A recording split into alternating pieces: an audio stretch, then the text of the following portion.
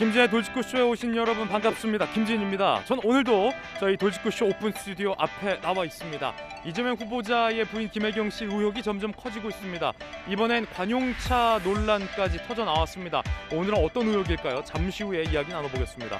저는 비가 오나 눈이 오나 매일 아침 이곳에서 여러분을 기다리겠습니다. 김진의 돌직구쇼 지금 라이브로 시작합니다. 잠깐만요.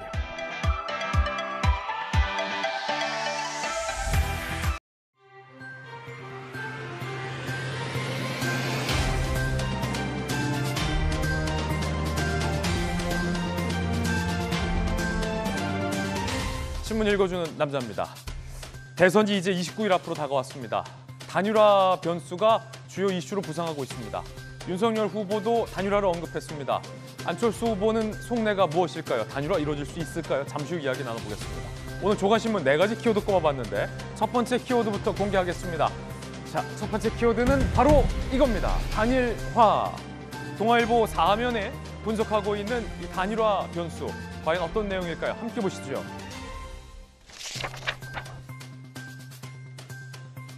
윤석열 측 여론조사 없이 안철수 후보 측과 단판에 무게를 두고 있다.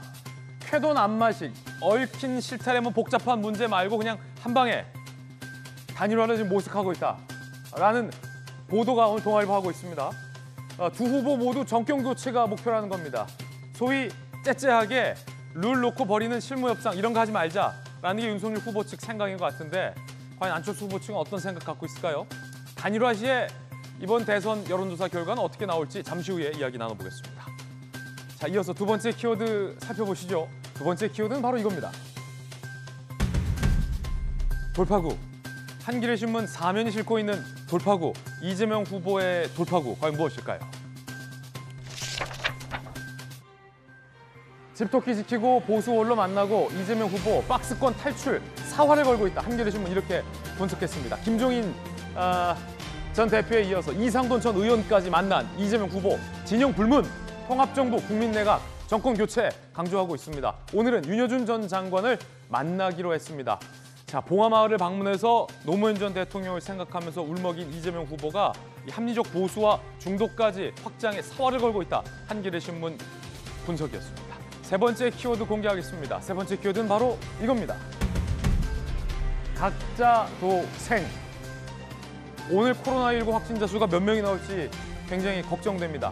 4만 명 넘을 거라는 분석이 강한데 오늘 조선일보 싣고 있는 기사부터 보시죠. 각자 도생. 국민이 알아서 각자 동생 방역이다. 조선일보 비판을 했습니다. 오늘부터 정부의 방역 체계가 갑자기 바뀌기 때문이죠. 이제부터 진짜 시험대인데 일단 확진자 격리, 감시 폐지됩니다. 그리고 확진자 가족들도 자가격리 의무가 없어집니다. 백신 접종 맞았다는 말이죠. 자, 그런데 전문가들은 일각에서 너무 지나치게 한 번에 이 감시 체제를 확 놔버리는 건 아니냐, 방역을 포기한 건 아니냐라는 우려도 나오고 있고 또 다른 일각에서는 정부의 방역 감시 시스템에 인력적으로 한계가 있기 때문에 집중하는 게 맞다라는 이견도 있습니다. 네 번째 키워드 이어서 공개하겠습니다. 오늘의 네 번째 키워드는 바로 이겁니다. 격. 올림픽 보셨습니까? 쇼트트랙? 한국일보입니다. 아니 이런 경우가 세상에 어디 있습니까? 자, 황당한 실격이에요. 우리 대한민국 쇼트트랙 남자 대표팀 선수들이 아주 훌륭한 경기력을 보여줬습니다. 특히 이렇게 준결승에서 인코스로 예리하게 파고드는 경기를 보여줬던 두 선수가 이 석연치 않은 판독으로 페널티를 받아서 탈락을 했습니다. 결국 중국 선수들이 이 메달을 가져가는 결과가 나왔습니다. 어제 쇼트트랙 경기 본 많은 우리 국민들 복장 터졌을 것 같습니다. 올림픽의 격이 이 정도가 됩니까? 말이 됩니까? 지금까지 신문 읽어준 남자였습니다.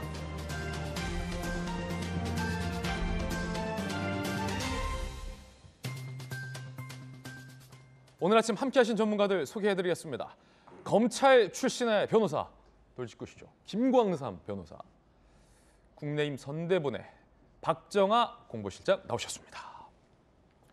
돌직구쇼 강철부대, 부산 사나이, 민주당 전재수 의원, 청와대 출입기자 출신의 베테랑 기자 이재명 선임 기자 나오셨습니다. 모두 어서 오세요. 안녕하세요. 잘 오셨습니다. 첫 번째 이야기 시작할까 합니다. 이재명 후보자의 부인 김혜경 씨와 관련해서 이번엔 관용 차량 의혹이 불거졌습니다. 이재명 후보 측은 사실이 아니다라고 선을 그었습니다.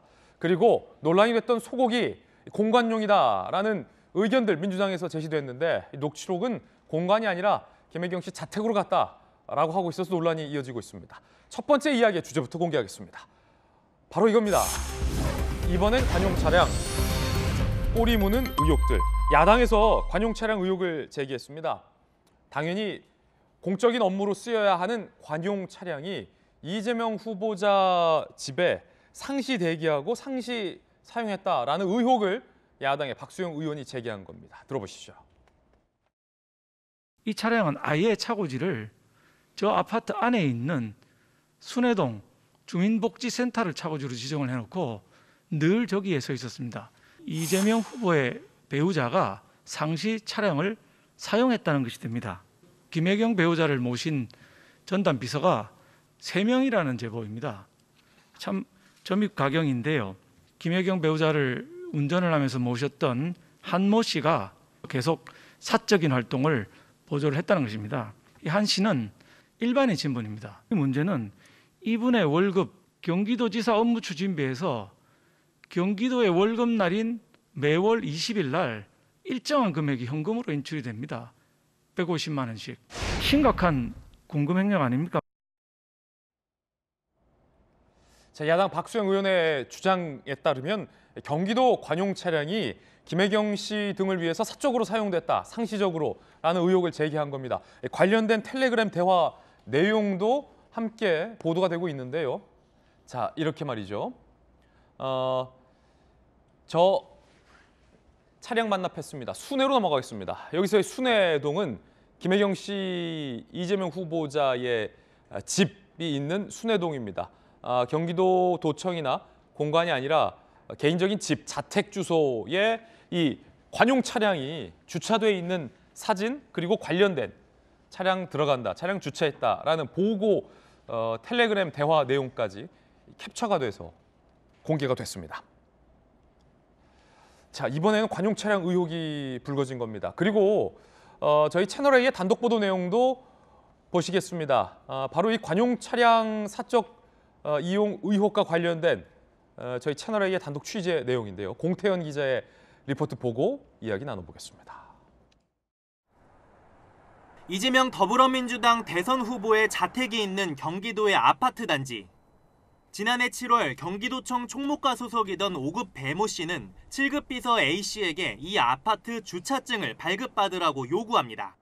차량 저기 제네시스 있잖아. 네네네. 그거 도청에서 왔다고 얘기하고 그런데 네. 스티커 2장 받을 수 있는지 그냥 물어봐라. 아, 그렇게 한번 해보겠습니다. 관리사무소는 어디 있는지 알지? 안 가봤습니다. 찾아보려고 했습니다. A 씨는 이 후보 부부의 차량과 관용 차량을 위한 주차증을 각각 발급받았습니다. 받았네. 네. 저 체험에는 없지. 세면은 없고요. 이건 제네시스에다가 새 걸로 해서 붙였고요. A 씨가 말하는 제네시스가 경기도청 관용 차량이고 차량 번호와 주차증 번호가 일치합니다. 그런데 A 씨가 발급 과정에서 관리사무소에 명함을 건넸다고 보고하자 배 씨는 걱정스러운 듯 A 씨를 나무랍니다. 처음에 누구냐고 그러셔가지고 명함 드렸습니다. 명함 함부로 주지 말라니까. 근데 확인이 안 되면 안 된다고 그러셔가지고 어쩔 수 없었습니다. 뒷말이 나올 것을 우려한 걸로 보입니다. 요거는 그럼 제가 가지고 가겠습니다. 명함 그런데 뿌리는 거 아니야. 알겠습니다. 경비실 직원이 비서관이 와서 받아갔다 그러면 어떡하려고 그걸 명함을 줘. 그럼 명함은 수거를 할까요? 아들이라고 그러든지 하지 그랬어. 이후 A 씨는 관리사무소에서 제시한 명함을 수거한 것으로 전해졌습니다. 채널A는 배 씨의 해명을 듣기 위해 수차례 전화통화를 시도했지만 연락이 닿지 않았습니다. 채널A 뉴스 공태현입니다. 자, 우리 공 기자 취재 내용에 따르면은 경기도 소속의 관용 차량을 아예 김혜경 씨 자택에 아파트 관리사무소에 주차증으로 등록을 하고 그 과정에서 경기도 공무원이 명함을 건네자 왜 명함을 주냐라고 질책하는 대목도 담겼습니다. 아들이라고 답변하라라는 지시까지 담긴 녹취록도 공개가 된 겁니다. 이재명 기자, 자 이번에는 관용차 의혹인데 이거 어떤 의혹입니까? 야당 앞서 박수영 의원의 의혹 제기도 보셨는데. 그렇죠. 그러니까 좀 김혜경 씨가 관용차를 상시적으로 사용했다. 그러니까 김혜경 씨가 만약에 공적인 업무를 수행할 때 어디를 이동한다 그러면 그것이 뭐 공적인 행사다 그러면 당연히 관용차를 이용할 수 있는 거죠. 근데 그 문제가 아니라 지금 박수영 의원의 얘기는 상시적으로 분당 순회동 이재명 후보 자택에 관용차가 배정돼 있고 수시로 그것을 사적으로 이용했다. 지금 이런 의혹을 제기한 거죠. 거기에 지금 채널A 보도가 같이 맞물려 있는데 뭐냐면 순회동 자택의 상시 주차증을 발급받는 과정을 보여준 겁니다. 예. 배 씨가 7급 공무원에게 주차증을 받아라 이렇게 이제 한 거죠. 두 개가 같이 맞물려 보면 상시 주차증을 받고 관용차가 상시적으로 순회동에 있었고 그렇게 하면서 김혜경 씨가 사적 활동을 할 때 관용차를 이용했다. 지금 이런 이제 의혹으로 번진 겁니다. 그런데 지금 배 씨와 7급 공무원 대화에서 저는 굉장히 주목하는 게 뭐냐면 어떤 거요? 만약에 몰라서 잘못했다 그러면 뭐 어떻게 보면 뭐 만약에 이걸 사과하면 이해할 수 있는 여지가 있는 거죠. 그런데 배 씨의 대화를 보면 정확하게 본인이 무엇이 문제인지 알고 있다는 게 드러납니다. 뭐냐면 왜 명함을 줬냐고 굉장히 질책을 하는 모습이 보이죠. 경기도청 소속 공무원이라는 명함을 아파트 관리실 등에 왜 줬냐? 왜 줬느냐? 아까 상시 주차증을 받기 위해서 명함을 줬다고 그랬더니 왜 명함을 줬느냐? 명함은 그렇게 뿌리라고 있는 게 아니다라고 질책을 하죠. 그 얘기는 뭐죠? 관용차가 상시 주차증을 받으면 문제가 된다는 걸 배 씨가 알고 있었다. 이런 뜻으로 풀이될 수밖에 없는 거죠. 이재명 기자, 근데 당연한 질문이긴 합니다만 관용차가 경기도 소속의 관용차가 경기도지사의 부인을 위해서 자택에 상시 주차되고 활용하면 안 됩니까? 그건 당연히 안 되는 거죠. 그것은 대통령 영에도 되어 있습니다. 관용차라는 건 공적 업무에만 사용해야 된다. 이것은 김혜경 씨가 아니라 이재명 후보가 사적으로 이용해도 안 되는 겁니다. 이재명 후보가 공적인 활동을 할 때 당연히 관용차를 이용하지만 본인이 만약에 뭐 주말에 어디 뭐 놀러 가는데 관용차를 이용했다. 그럼 문제가 되는 겁니다. 그만큼 관용차라는 게 엄격하게 관리되는 건데 자, 배 씨는 이렇게 얘기를 합니다. 7 공무원한테 경기도청에서 왔다고 얘기해라. 그런데 명함은 주지 말아라. 이게 뭘 얘기하는 거죠? 특혜는 받되 증거는 남기지 마라. 이런 뜻 아니겠습니까? 결국은 배 씨가 그 문제를 알면서도 이렇게 했다는 게 더 큰 문제가 아닌가 저는 그런 생각이 듭니다. 자, 일단 저희 취재에 따르면은 순회동, 그러니까 김혜경 씨, 이재명 후보자의 자택, 개인적인 자택에 관용차가 상시 주차증을 발급받기 위해서 명함까지 건네고 대화가 있다라는 것인데 야당 의원의 주장은 여기서 더 나가서 김혜경 씨를 위해서 운전사가 있었고 경기도지사의 부인이 사적으로 상시 관용차를 활용했고 업무 추진비로 지급이 됐다라는 건데 자, 요것은 좀 검증이 필요한 것 아닙니까, 이재명 기자? 뭐 아직까지 확실히 확인된 건 아니죠. 예. 박수영 의원의 의혹도 뭐 지금 이제 사진 등을 바탕으로 한 거죠. 그리고 7급 공무원의 주장이긴 합니다. 그런데 관용차가 만약에 순회동에 상시 주차증을 받았다는 건 사실 좀 이해하기 어려운 겁니다. 관용차라는 건 기본적으로 이재명 후보의 출퇴근 때는 사용될 수 있는 거죠. 그렇다고 할 때 상시 주차할 이유는 없는 거죠. 그 안에. 물론 이재명 후보가 만약에 이제 집에 갔다가 또 바로 이제 나올 때 뭐 공적 활동을 위해서 그럴 때는 뭐 그러니까 주차가 필요할지 모르겠지만 굳이 상시 주차증을 받아야 할 이유가 있었을까 이런 의문은 분명히 든다 이런 생각은 듭니다. 자, 법적으로 한번 따져보겠습니다. 검찰 출신의 김광삼 변호사님 어떻게 생각하십니까? 일단 이제 법적으로는 뭐 위반한 건 뭐 만약 저거 사실인 걸 전제로 얘기한다면 이제 위반한 거 맞다고 보는데 저 내용 자체가 사실 전체 이제 텔레그램도 있고 녹취록 있잖아요. 또 이를 뒷받침하는 것들이 뭐 주차장 상시 주차할 수 있도록 주차증을 발급받느랄지 그런 내용들이 있어요. 그런데 저 내용에 대해서 제가 이제 어제부터 TV를 보면서 이제 모니터를 했는데 이재명 선대위에 있던 사람들이 나와서 저건 차고지를 쓴 것이라 그런 얘기를 좀 많이 주장을 하더라고요. 그런데 사실 관용 차량의 차고지는 당연히 경기도청이 하는 거 아니에요? 근데 왜 이재명 후보의 집에 이게 주차가 돼 있고 이게 어쩌다 주차해서 뭐 의존적인 목적으로 했다고 한다면 뭐 이해할 수 있죠. 그렇지만 주차 스티커까지 받아가지고 자유 출입할 수 있다는 것은 저게 상당히 관용 차량 아니고 이제 사적으로 좀 사용됐다 이렇게 볼 수가 있을 것 같아요. 그런데 지금 김혜경 씨와 관련된 여러 가지 의혹들을 보면 이게 단순히 의혹이다 이렇게 하기는 어려운 측면이 있다. 왜냐하면 뭐 녹취록이 있죠, 텔레그램이 있죠, 또 7급 공무원이었던 또 A모 씨 있단 말이에요.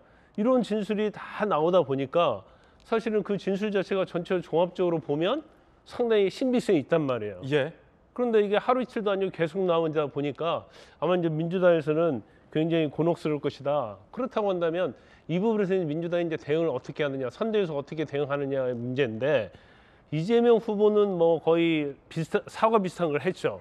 근데 사실은 이재명 후보의 주위에 있는 뭐 선대위에 있는 사람들일지 민주당 사람들은 이 사실관계와 다른 조금 맞지 않는다는 그런 얘기를 계속 주장을 해요. 근데 그러다 보니까 이게 꼬리에 꼬리를 물면서 거짓말을 하는 것이 아니냐 이런 논란을 일으키기 때문에 제가 볼 때는 뭐 선거에 있어서 좀 영향은 있을 가능성이 크고 이 모든 것이 나온 거에 대해서는 인정할 걸 확실히 인정을 하는 게 사실은 오히려 선거에 미치는 영향을 좀 줄일 수 있지 않나 싶습니다. 김광선 변호사님 개인 견해 듣고 있는데 앞서 지금 차량 사진도 공개됐는데 두 가지 검정색 차량 중에 이제 왼쪽에 있는 여러분이 보실 때 왼쪽에 있는 차량이 G 차량이 관용차인데 순회동에 주차가 돼 있고 주차증도 두 개가 발급돼 있는 건데 민주당은 이에 대해서 물론 주차증은 발급했고 차고지로 활용했다.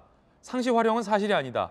공적인 일이 있을 때 사용하기 위해서 주차증을 발급받은 것이다 라고 반박하고 있는데 김광선 변호사님 저게 만약에 야당 박수영 의원의 주장대로라면 어떤 법령 위반입니까? 일단 그 차량 자체를 이용한 걸 뭐 횡령이랄지 그런 걸로 의율할 수는 없어요. 단지 지자체 단체장 배우자랄지 이런 부분에 대해서는 사실 뭐 법인카드, 복지카드를 못 쓰게 돼 있고 그다음에 차량을 이용할 수 없도록 명백히 지침이 있죠. 규정 위반이군요. 그렇죠. 규정 위반이라고 볼 수가 있는데 한 가지 좀 이 부분을 좀 시청자 여러분이 좀 헷갈릴 수가 있는데 이재명 후보의 집은 자택은요. 분당에 있는 순회동이에요. 예. 그리고 공간은 수원에 있는 화성동이단 말이에요. 예. 그러니까 이 부분이 사실은 분리돼서 언론 보도를 할지 아니면 이해하는 데 도움이 돼야 하는데 이게 마치 공간과 자택이 좀 혼용돼서 이렇게 있다 보니까 뭐 차고지랄지 그런 것들에 대해서도 좀 이해를 못하는 측면이 많이 있다. 하지만 지금 그 문제를 삼고 있는 내용, 텔레그램에 나온 내용, 녹취록에 나온 내용은 분당에 있는 자택 순회동에 관한 것이다. 이걸 아셔야지 좀 이해가 가능하다고 봅니다. 예. 자, 이 관용 차량 사적 이용 의혹과 관련해서 여야 간의 공방이 깊어지고 있습니다. 그런데 이재명 후보자의 장남 퇴원 때도 이 관용차가 동원됐다라는 의혹이 제기됐습니다. A씨, 7급 공무원, 지난해 6월 배 씨의 지시에 따라서 5급 공무원이죠. 이재명 후보자 자택에서 50km 떨어진 병원에서 관용 차량을 이용해 장남을 퇴원시켰다라는 주장을 했습니다. 민주당 선대위에서 분명 과잉 의존이고 잘못된 것이지만 이 후보 부부 지시와는 상관없다. 그러니까 후보자 부부 모르게 5급 공무원 배 씨가 관용차를 동원한 거다라고 해명을 했습니다. 그 과정에서 알려진 바와 같이 병원비 결제 및 대리 처방, 약 대리 처방 관련된 통화 녹취도 공개된 바 있습니다. 들어보시죠.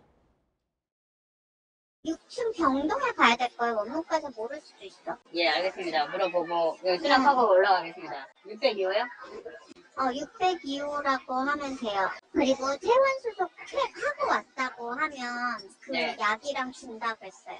알겠습니다. 야, 근데 약 주는 사람이 누구냐고 안 물어보지? 그런 거 안 물어보는데요?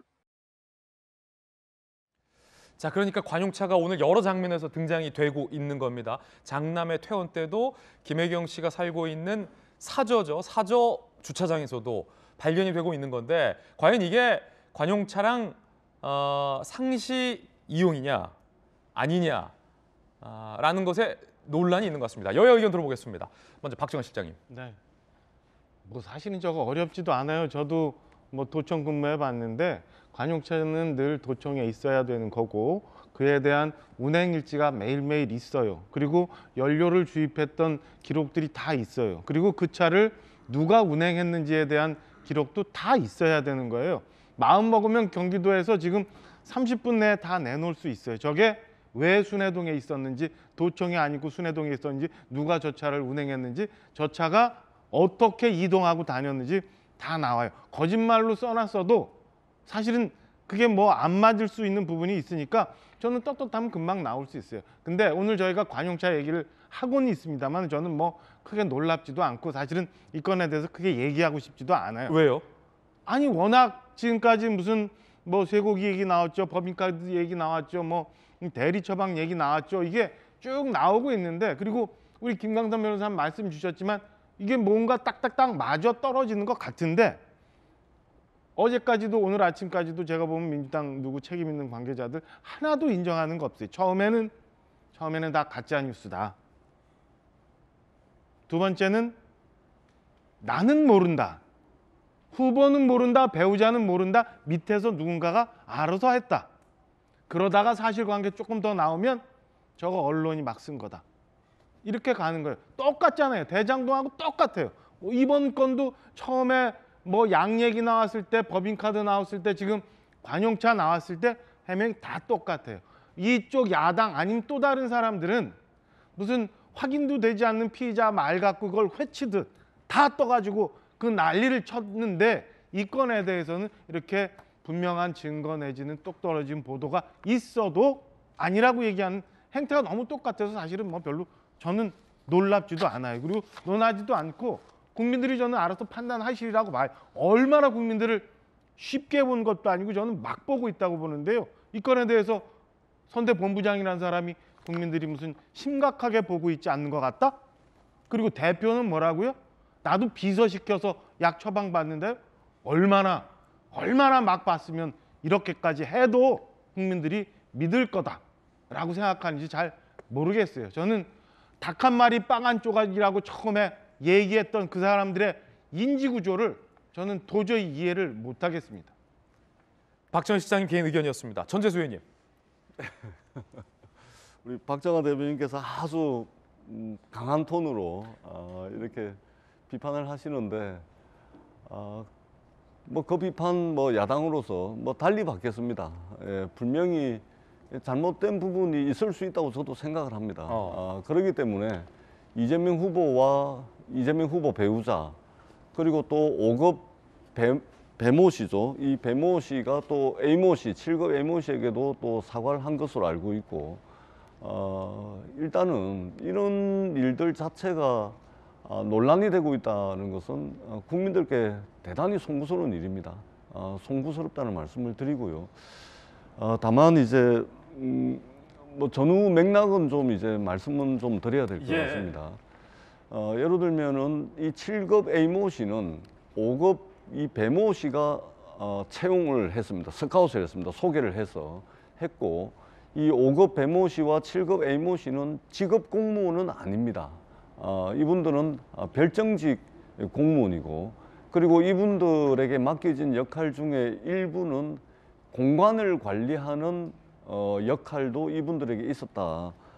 그리고 이 A모 씨가 지금 각 언론사에 정치부 기자도 아니고 법조 출입하는 기자분들, 또 사회부 출입하는 기자분들에게 매일 거의 뭐 이렇게 조금씩 이렇게 지금 제보를 하고 있는 내용이 지금 언론과 야당을 통해서 지금 보도가 되고 있는 것이고요.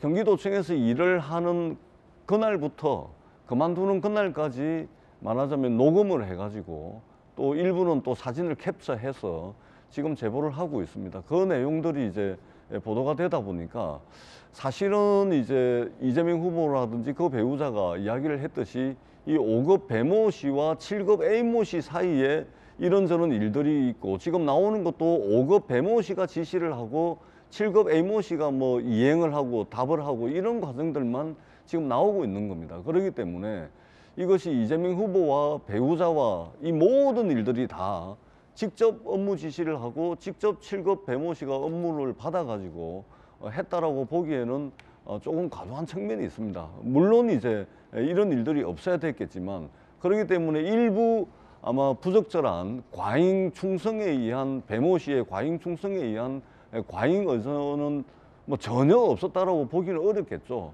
그렇기 때문에 이제 이재명 후보 배우자께서도 본인의 불찰이라고 이렇게 사과를 드렸던 것이고요. 그렇기 때문에 앞으로도 아마 저 A모 씨가 한 9개월 정도 녹음을 했다고 합니다. 그리고 녹취록을 비롯해서 캡처한 사진도 많겠죠. 이것이 계속해서 이제 제보가 될 것 같은데, 캠프 차원에서 일일이 이제 그것을 확인하고 하는 과정이 굉장히 어렵더라고요. 그렇기 때문에 이 두 분 사이에 5급과 7급 두 분 사이에 이루어진 통화 내용, 녹취록, 캡처 사진이기 때문에 모든 걸 다 일일이 확인하는 것은 사실은 이제 불가능에 가까운 그런 애로사항도 있다는 좀 말씀을 좀 드리고 예. 어떻든 이런 것이 논란이 되는 것 자체가 굉장히 국민들께 이게 실망을 드릴 수 있는 부분이다 이렇게 생각을 하고 이 논란이 하루빨리 좀 정리가 될 수 있도록 저희들도 최선을 다하겠다는 말씀을 드리고 다만 보도되는 모든 내용이 다 사실은 아니다. 그리고 저희들도 최대한 팩트 체크를 해서 국민들께 설명드릴 수 있는 부분은 설명을 드리겠다 이 말씀을 드리겠습니다. 예. 자, 앞서 언급드렸지만 민주당에서는 그 관용차 상시 이용 의혹에 대해서는 사실이 아니다라고 선을 그었고 다만 아들의 퇴원 때 관용차가 동원된 것과 관련해서는 인정을 하면서 후보자와 부인은 지시한 적 없다. 그러니까 5급이 과잉 의전을 한 것이다라고 반박하고 있다는 점 다시 한번 말씀드리겠습니다. 그런가 하면 또 다른 매체에서는 가족의 제사 심부름에 음식 심부름에 공무원을 동원했다라는 의혹을 보도했습니다. 자, JTBC 보도에 따르면 지난해 3월 이재명 후보 어머니 음력 기일에 5급, 7급 두 공무원의 어떤 텔레그램이 또 등장하는데 자, 일단 7급이 이렇게 보도합니다. 과일 가게에서 제사용품 받아서 사진 찍겠다라고 실제 사진 찍어서 보냈다는 거예요.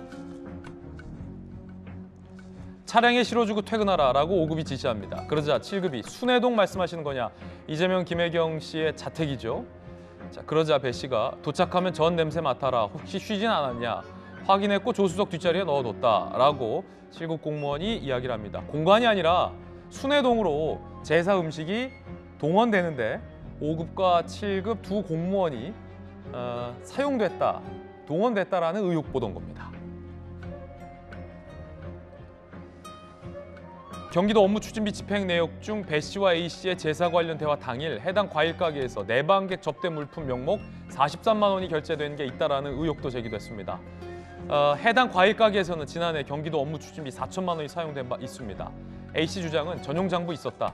경기도에서 왔다고 하면 그냥 가져가도록 했다라는 겁니다. 즉 경기도 업무추진비가 이재명 후보자의 사적인 제사 음식에 집행됐다, 쓰였다라는 의혹을 7급 공무원이 제시한 겁니다. 민주당의 입장은 무엇일까요? 사실무근이라고 반박합니다. 선대위, 이 후보가 개인 사비로 배 사무관에게 제사 음식 구매를 부탁했고 배 사무관이 다시 다른 공무원에게 지시한 것, 현금으로 구매해 영수증은 없다. 라고 반박했습니다.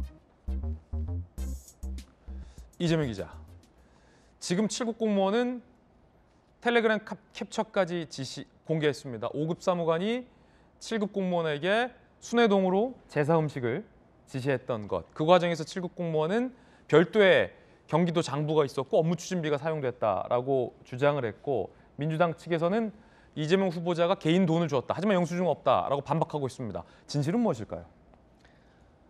진실은 김혜경 씨랑 이제 이재명 후보가 가장 잘 알겠지만 이 논란이 계속 커져간 이유는 분명하게 해명의 진실성, 진정성에 계속 의문이 제기되기 때문입니다.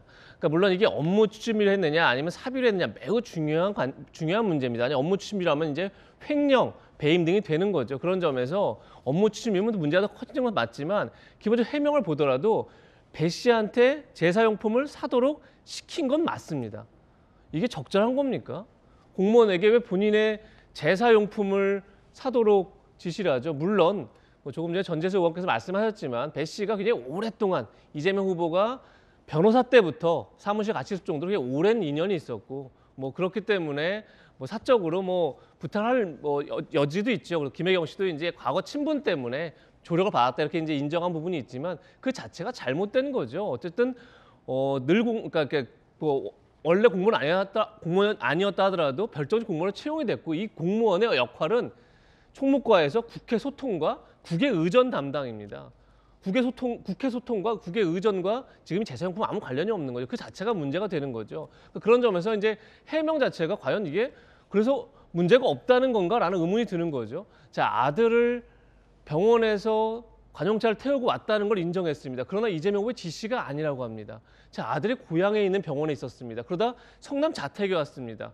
그런데 이재명 후보의 지시가 아니라면, 김혜경 씨 지시가 아니라면 도대체 이 부분은 아들이 고향에서 집으로 왔는데 어떻게 왔는지 물어보지 않았다는 겁니까? 두 가지인 거죠. 아들에게 정말 무관심하거나 아니면 자기가 지시를 하지 않아도 배 씨가 알아서 했거니 의뢰 생각했다는 뜻 아니겠습니까? 그럼 공무원이 의뢰 아들을 병원에 있는 아들을 관용차든 뭐든 간에 데리러 왔다는 것에 대해서 전혀 뭐 의뢰 그렇게 했겠거니 생각했다는 것 자체가 문제인 거죠. 그러니까 이 해명이 과연 이것이 진짜 국민들을 설득시키기 위한 해명인지 아니면 그냥 임시방편적인 해명인지 알 수 없지만 물론 전재선 말씀하신 것처럼 이 제보자가 글쎄요, 제보자의 의도인지 아닌지 모르겠지만 계속 매일매일 새로운 의혹을 제기하고 있죠. 그러다 보니까 선대위 차원에서도 매일매일 이것을 다시 정확하게 확인하고 국민들에게 다시 해명하기가 참 어려울 수 있습니다. 그런데 과연 국민의 관점에서 봤을 때 뭐가 문제인지를 정확히 알고 해명하고 있는 건지 아니면 그저 이렇게 해명하면 잠시 이 폭풍을 지나갈 수 있다고 믿는 건지 모르겠으나 그냥 해명 자체가 계속 의문을 남고 있는 거죠. 그래서 이게 문제가 없다고 생각하는 건가라는 생각이 들기 때문에 오히려 이 문제가 계속 가라앉지 않고 커져가고 있다. 이런 말씀을 좀 드리고 싶습니다. 공무원이 동원돼서 김혜경 씨에게 제공됐다라는 의혹이 제기된 물품은 크게 세 가지입니다. 의약품, 그리고 초밥, 의약품, 소고기, 그리고 이 제사 음식. 자, 공통점이 있습니다. 공관이 아니라 개인적인 집, 순회동으로 배달된 것 아니냐라는 강한 의혹인 겁니다. 그런데 민주당 일각에서는 공관에서 손님들을 접대할 수 있는 것이다 라며 이 의혹을 대응해서 논란이 일고 있습니다. 송영길 대표 등의 발언 들어보시죠. 이게 공관 업무니까 저도 한번 그 경기도지사 공관에 초대돼서 가봤는데 공식적 손님들 초대하면은 직원과 사모님이 나와서 같이 음식 준비해서 거기 오는 손님들 접대하고 이렇게 하는 거 아니겠습니까? 초밥, 소고기 그것들이 그럼 손님 접대를 위한 거였다고 지금 확인하셨어요? 그런 내용을 저는 잘 모른다고 그러니까 저한테 그거 묻지 마시고. 지금 굉장히 마타도가 심한데 공관에서 먹지도 말고 일도 못합니까? 잠시만, 그러니까 소고기 먹고 샌드위치 먹는 거를 그렇게 몰아가지 마시라고요. 잠시만요. 공관에서 회의할 때 먹는 거지. 그것은 공관에서 거주한. 자, 홍윤길 대표도 그러고 현근택 대변인도 그러고 공관에서 손님 접대할 수 있는 건 아니냐라고 강하게 항변을 했습니다. 그런데 녹취를 자세히 다시 한번 들어보시면 이 소고기가 과연 공관으로 갔을지 순회동 개인 집으로 갔을지가 드러납니다. 들어보시죠. 왜 안 된다는 거예요? 난 6시 5분 순회 도착이야. 지금 이러면 고기가 7시에 올지 8시에 올지 몰라. 왜 안 된다는 거예요? 그전에까지는 납품용으로 그렇게 나가는 게 아니고 그전까지는 그냥 자기네들이 그냥 편법으로 해줬나 봐요. 근데 지금은 등록을 해야 돼서 이제 그게 불가능하대요. 그 무슨 소리야? 공장에서 돈을 계산 안 하고 음식점에서 계산을 했는데. 음식점에는 그런 식으로 수량 그렇게 나가지가 않으니까 그게 내역이 안 맞나 봐요. 비서관님 오고 나서 왜 그러냐고. 여태까지 잘하다가. 저는 모르죠. 제가 안 된다고 하는 게 아니잖아요. 아시다시피 대리 처방됐다라는 그 약, 폐경치료제도 순회동에 있는 자택 현관 앞에 걸려 있었고 이 소고기와 관련된 녹취에서도 순회동이 언급이 됩니다. 제사 음식도 순회동으로 간 것 같습니다.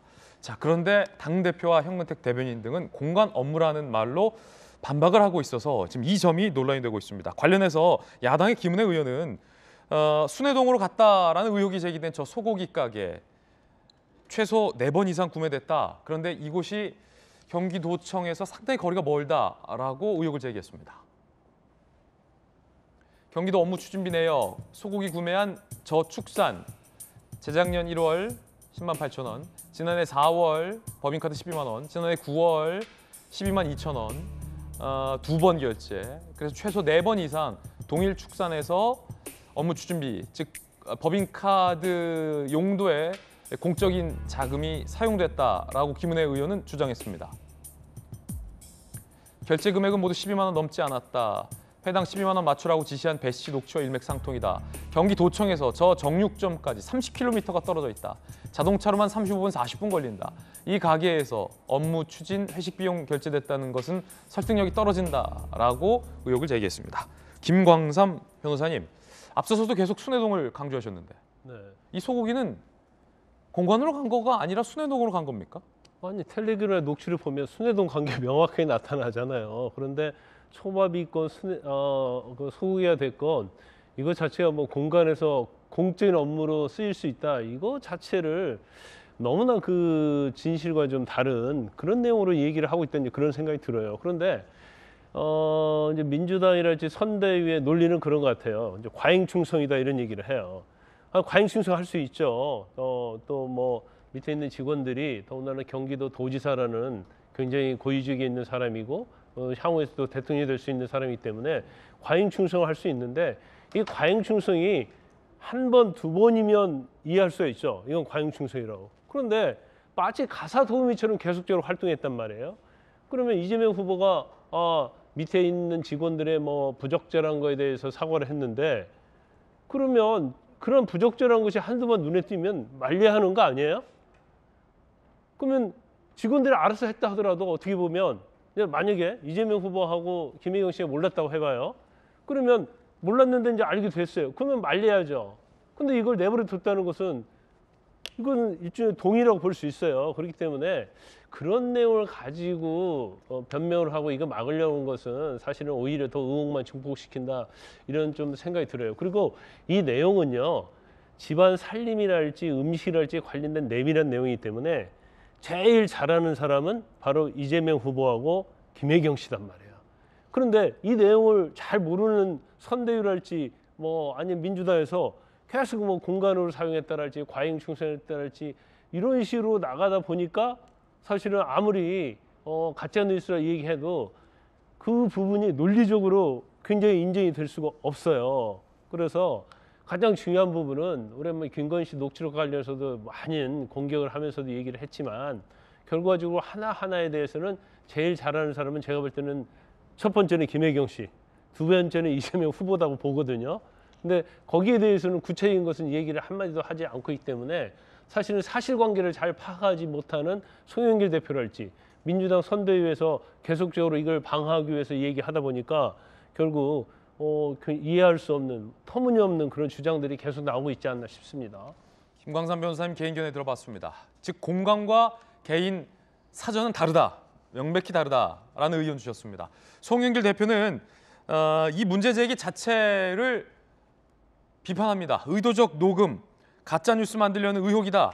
현근택 대변인은 정치적인 의도가 있다라고 이 제보자를 몰아세웠습니다. 이야기 들어보시죠. 그러면 그걸 일일이 다 녹음하고 처음부터 뭔가 어떤 억울한 점이 있어서 그런지 잘 이해가 안 되는 면이 있는 것 같습니다. 이미 후보와 후보 부인이 사과를 했는데 계속 가짜 뉴스를 만들어가지고 이것은 지나친 면이 있다 이렇게 생각합니다. 어떤 지시를 하거나 이럴 때 그거를 일반적으로 지금 교수님처럼 녹음하고 캡처하고 그거를 꼭꼭 보관하고 그거를 나중에 하필이면 지금 선거 앞두고서 하는 게 정치적인 의도가 있는 게 아니라고 좀 볼 수밖에 없다는 거예요. 자, 지금 민주당에서 지적하고 있는 의도적인 녹음, 의아하긴 합니다. 임용돼서 마지막 순간까지 매 순간마다 녹음을 한 것. 물론 부당한 지시에 대해서 반발하는 차원에서 충분히 녹음을 할 수 있다는 취지의 설명도 나오고 있습니다. 자, 그런데 이걸 다 가짜뉴스로 만들려는 의혹이다라는 당대표의 발언이 지금 정치적으로 굉장히 논란인데 예컨대 어떤 게 과연 가짜뉴스냐. 소고기, 의약품, 제사 음식이 공관이 아닌 사저로 간 것에 대해서 문제 제기하고 있는 목소리가 과연 가짜뉴스냐 아니면 다 공관에서 사용될 것이다. 뭐가 문제냐라고 반박하는 송 대표의 발언이 가짜뉴스냐. 자, 이런 정치적인 논란도 현재 일고 있습니다. 박지원 대표는 어떻게 보십니까? 글쎄 좀 안 됐다는 생각이 들어요. 안쓰러워요. 그러니까 보통 그런 얘기 하잖아요. 한 가지 거짓말이 어느 정도 그럴듯하게 되려면 7가지 작은 거짓말이 또 필요하다는 거예요. 제가 볼 때는 7가지 이전에 한두 개 하다가 너무나 상황이 이 탄로가 나니까 그냥 우기는 거예요. 막 최소한 우리 전재수 의원님 말씀 주신 것처럼 사실이라도 어떻게 확인해 보자고 얘기를 해야 되는데 그것도 없이 막 우기는 거예요. 가짜 뉴스라고 그러고 왜 공관에서 썼다는데 자꾸 그러느냐고. 저는 글쎄요, 이게 사안이라는 게 그렇잖아요. 지금 논란이 되고 있는 사안이라는 자체가 하나가 있고요. 또 하나는 이 사안을 대하는 태도가 있어요.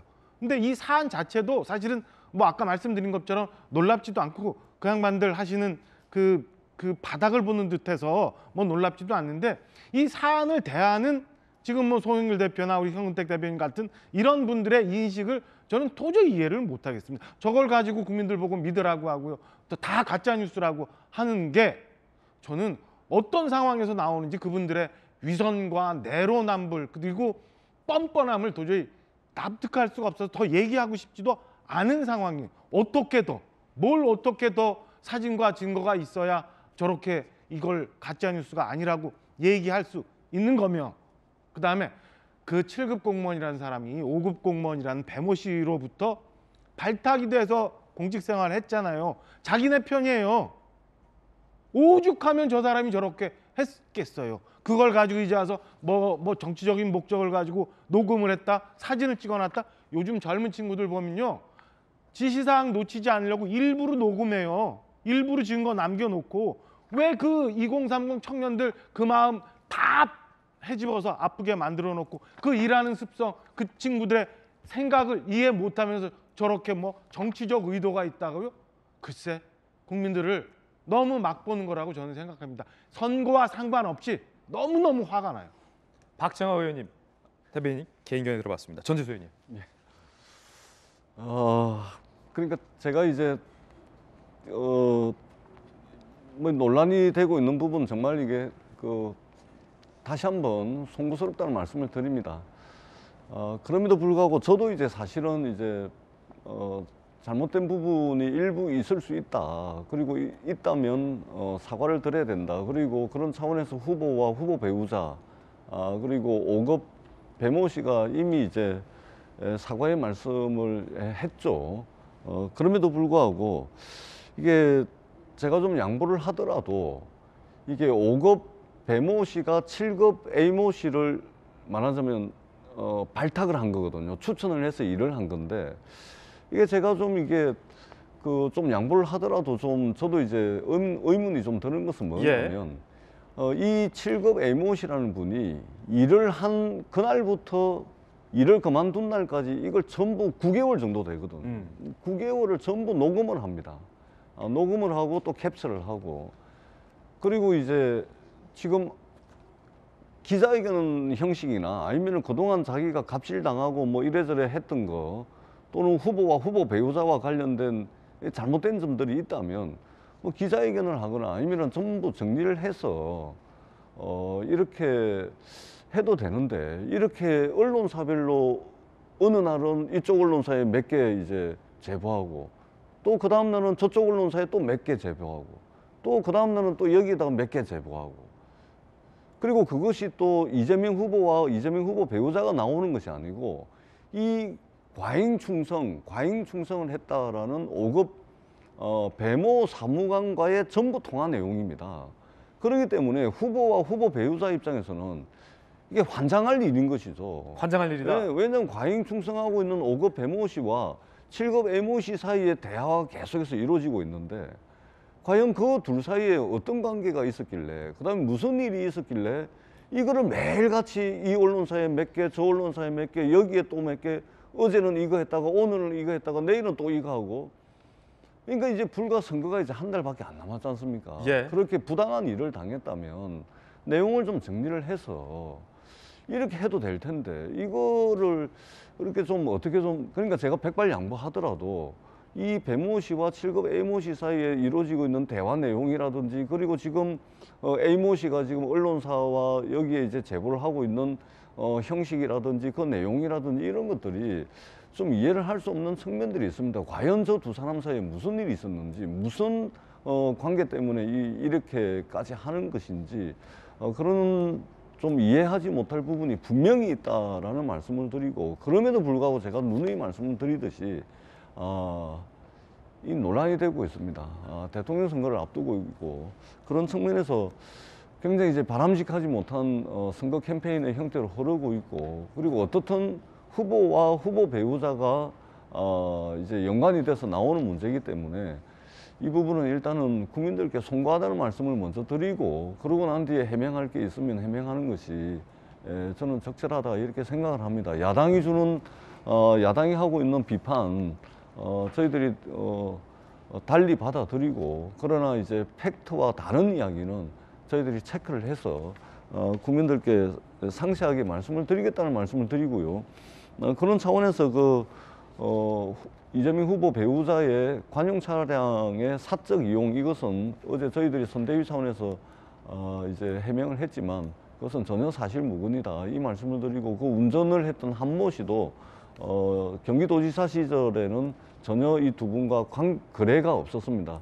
교류가 전혀 없었다는 말씀을 드리고, 공무원 신분이었는데 이것이 끝나고 난 뒤에 작년 말 경선 막바지에 이제 자원봉사자로 캠프에 합류한 것으로 이렇게 네. 지금 확인이 됐습니다. 이 정도까지 말씀을 드리도록 하겠습니다. 예. 자, 전재수 의원님의 발언까지 들어봤습니다. 이번엔 저희가 준비한 두 번째 이야기 시작하겠습니다. 여론조사 전문가와 함께 대선 29일 앞으로 다가온 이 시점 여론의 향방 진단해 보겠습니다. 주제 공개하죠. 두 번째 이야기 주제는 어느덧 D-29. 확진자도 이번에 투표할 수 있을까요? 이게 은근 이슈가 될 것 같습니다. 확진자 수가 너무 많아지고 있기 때문이죠. 자, 첫 번째, 두 번째, 세 번째, 네 번째 여론조사, 네 가지 여론조사 저희가 준비를 해봤습니다. 제가 직접 대형 미디어원에 나가서 친절하게 여러분께 여론조사, 최신 여론조사 결과 짚어드리겠습니다. 저와 함께 가시죠. 우리 시청자 여러분들께서는 안방에서 편안하게, 거실에서 편안하게 TV를 통해서 대형 미디어원로 여론조사 결과 받아보실 수 있습니다. 대선 후보 지지도 먼저 리얼미터 결과입니다. 자, 이재명 후보가 38.1%, 윤석열 후보가 43.4%, 그리고 심상정 2.5, 안철수 7.5%로 윤석열 후보가 오차 밖에서 이재명 후보를 앞서고 있는 것으로 나왔습니다. 38.1대 43.4의 결과입니다. 자, 또 다른 여론조사도 함께 보겠습니다. 이번엔 MBC 코리아 리서치가 실시한 여론조사 결과입니다. 이재명 후보자는 35.3, 윤석열 후보자 37.1, 오차 범위 내 접점, 심상정 후보자 3.5, 안철수 후보 11.9%의 여론조사 결과 보이고 있습니다. 세 번째 여론조사는 SBS와 넥스트 리서치가 실시한 여론조사 결과입니다. 함께 보시죠. 자, 이재명 후보 30.6, 윤석열 35.0, 심상정 2.8, 안철수 10.6으로 이재명, 윤석열 두 양강 후보가 오차 범위 내에서 접전을 하고 있는 것으로 나왔습니다. 저희 돌직구쇼의 민심진심을 읽는 남자 배종찬 소장님. 네. 어제에 이어서 오늘도 분석, 명쾌한 분석 들고 나오셨을 텐데 네. 앞서 보니까 리얼미터 여론조사는 오차 범위 밖에서 윤석열 후보가 이기고 있고 네. 코리아 리서치, 넥스트 리서치, MBC, SBS 여론조사는 오차 범위 내의 접전이군요. 네, 그렇습니다. 어제도 오범지게. 어제 네. 못 보신 분도 혹시 있을 수 있으니까 오범지게 뜻이 무엇입니까? 오범지세. 오범지세 뜻이 무엇입니까? 오차 범위 내 지세. 오차 범위 내 접전이다. 오차 범위 내 파죽지세. 예. 오차 범위 내에 윤석열 후보가 앞서는 조사인데 리얼미터 조사는 지금 김진애 그 뒤에 이 화면 지금 그래프 보고 계시는데 이 조사는 샘플 수가 많기 때문에 오차 범위 밖 윤석열 후보가 앞서는 결과입니다. 아, 샘플이 늘어나면 정확도가 높아지기 때문에 오차 범위가 줄어든다. 네, 그렇습니다. 이 조사는 또 더군다나 자동응답 조사거든요. 자동응답 조사고 SBS와 MBC의 조사는 면접원 조사입니다. 아, 그렇군요. 그러니까 면접원 조사와 자동응답 조사 모두 윤석열 후보가 오차 범위 밖이든 오차 범위 내든 앞서가는 추세로 나타나고 있는데 이재명 후보가 설명적 직전만 하더라도 바짝 쫓아가는 추세였거든요. 그때 배 소장님 제가 진행했던 설 당일에 그렇죠. 뉴스앤이슈에 출연해서 네. 이번 이 설 연휴 때 발표된 여론조사의 특징은 이재명 후보의 맹추격 반등이다라고 그렇죠. 진단 주셨잖아요. 맹추격세가 살짝 꺾인 것이 이 배우자 김혜경 씨 논란이죠. 그렇군요. 이것 때문에 살짝 MZ세대 여성 중도층 지지율이 주춤하는 결과로 나타났습니다. 애묘 중에 근데 가장 중요하다라고 매번 말씀하시잖아요. 그럼요. 특히 여기서도 여성 30대, 40대, 50대 가정주부층이 관건입니다. 그렇군요. 또 하나 여론조사 준비되어 있습니다. 대선 D-29, 29일 앞으로 다가왔는데 정권 교체냐, 정권 재창출이냐, 여론 결과는 어떨까요? 함께 보시죠. 대선이 한 달도 안 남았기 때문에 지금 이 시점에서 정권 교체 여론조사 결과를 진단하는 것은 매우 의미가 있을 것 같습니다. 정권 재창출, 그러니까 민주당이 집권을 해야 한다. 39.5%, 정권 교체해야 된다. 바꿔야 된다. 53.0% 응답이 나왔습니다. 배종찬 소장님. 네. 어떻게 진단해야 됩니까? 방송은 돌직구죠. 방송은 돌직구죠. 선거는 구도입니다. 구도다. 구도가 뭐냐? 아, 명언이군요. 정권 유지, 정권 교체. 그러니까 정권 교체가 높은 겁니다. 예. 아니 대통령 지지율이 이렇게 높은데 정권 교체 여론이 왜 높은 거야? 그러게요. 자, 지금 이 그래프를 계속 보고 계시는데 예. 정권 재창출이 대통령의 긍정평가하고 비슷하죠. 아.